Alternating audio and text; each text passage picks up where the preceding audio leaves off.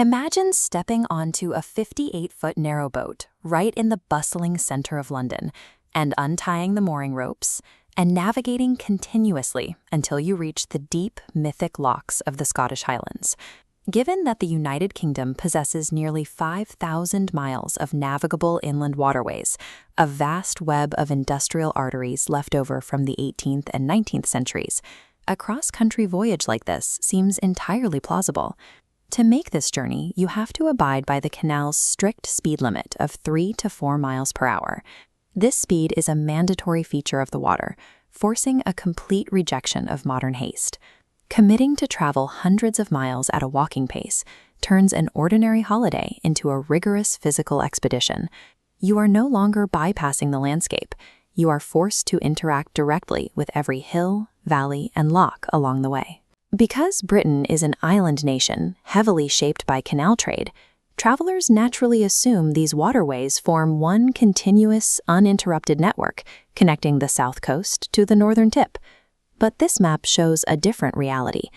The sprawling network in England and Wales and the waterways in Scotland are separate entities.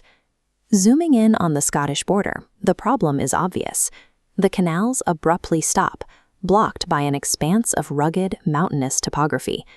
No matter how carefully you plan your route, a continuous water-only journey from London to Loch Ness is physically impossible.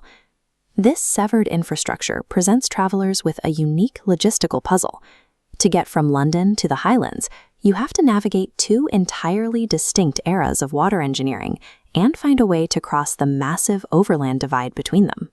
Heading north out of London via the Grand Union and Trent and Mersey canals means confronting the gritty 19th century reality of the English system. These early industrial arteries were built narrow and tight to minimize construction costs and conserve water. Gaining elevation on this route requires intense physical labor. In Cheshire, boaters face a sequence of 26 consecutive manual locks dropping down the hillside. You have to crank open the heavy wooden gates and sluices by hand, a grueling process that earned this stretch the nickname Heartbreak Hill. The physical exhaustion is matched by the psychological toll of bottlenecks like the Hair Tassel Tunnel. Here, boats crawl for 1.7 miles through a pitch-black, claustrophobic brick tube, floating on eerie, iron-rich, orange water. There is a distinct historical irony to this brutal English infrastructure. Many of the improvements to these winding southern routes were designed by pioneering Scottish engineers like Thomas Telford, who traveled south to find work. After wrestling a multi-ton boat through dozens of manual locks and miles of dark tunnels, the reality of the era becomes clear. This southern leg of the journey is defined by absolute brute force, human beings physically manhandling vessels over the terrain. Eventually, the journey north hits a wall. Whether you moor in Lancaster or Manchester, the navigable water leading toward the Scottish border simply runs out.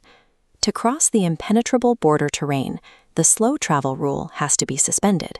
You have to board a train, trading 3 miles per hour for a 3-hour high-speed ride across the rugged peaks to Edinburgh. This sudden burst of velocity bridges a geographical divide that the pickaxes and shovels of 18th century laborers simply could not conquer. It is a mandatory terrestrial leap to reach the second half of the puzzle. Boarding a newly hired boat in Edinburgh on the Union Canal reveals an immediate contrast. The Scottish lowland waterways are wider and grander, built later and with the benefit of decades of English trial and error. Here, extreme elevation changes are handled with modern ingenuity rather than manual labor. The Falkirk wheel stands as the ultimate solution to the topography problem. Instead of forcing boaters to crank their way through an exhausting flight of 11 locks, this world-first rotating boat lift scoops vessels up in water-filled gondolas and smoothly raises them 115 feet into the air in a single, graceful rotation. Transitioning further north into the Caledonian Canal brings the journey into the dramatic scale of the Highlands. The waterways here utilize massive lock flights that dwarf the narrow brick channels of London, cutting a wide, straight path through the Great Glen. The final reward for navigating this massive infrastructure is a direct path into the deep, dark, peaty waters of Loch Ness, cruising past the ruins of medieval castles. The Scottish leg leaves the brute force of the south behind.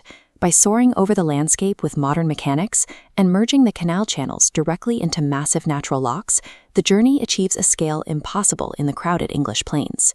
Traveling the distance between London and the Scottish Highlands takes roughly 1 hour by commercial flight. To trace that same route across the canal network at 3 miles per hour demands over 16 days of travel. Moving at the exact pace of the Industrial Revolution requires you to physically feel the weight of the water and the friction of the lock gates. It forces a direct, unavoidable confrontation with the sheer scale of human engineering required to build these routes. The physical canal network between London and Scotland remains permanently severed by the mountains, yet the two systems are bound together by the Scottish engineers who designed the English locks, the laborers who dug the trenches, and the modern travelers who navigate both sides of the border. This is the true return on the immense time investment of slow travel.